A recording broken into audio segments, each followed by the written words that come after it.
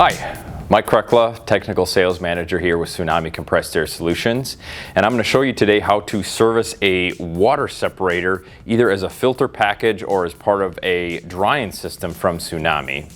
So with the water separator, once your system has been depressurized, you can actually very simply twist and remove the filter housing from the dryer airline head, and as you can see here, it's threaded and it's got an O-ring at the top. You simply can remove it, and a lot of times customers will have some water in the bottom of it. You can simply dump it out, or if needed, you can also remove the bottom cap where one of our drains are located, either one of our pneumatic, electronic, or even float drains. This one's got a float drain at the bottom.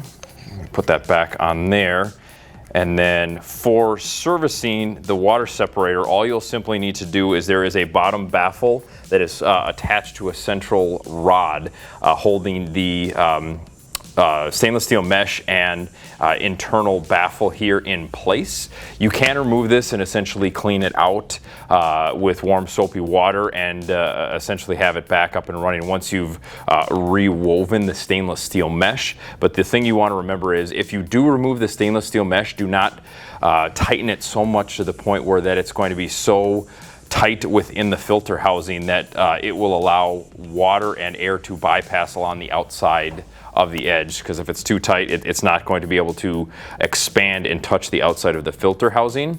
But if you do want to buy a service kit simply to have it all brand new and fully assembled, ready to go, you can certainly do that. We do have a part number available for that. And then, like I said, this stainless steel mesh can come apart and be cleaned out.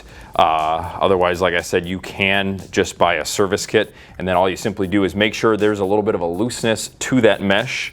You can put the filter housing back around it, and as you can see here, I kind of need to fidget with it a bit here to make sure it is in place. That is what we want you to do to make sure it is most effective.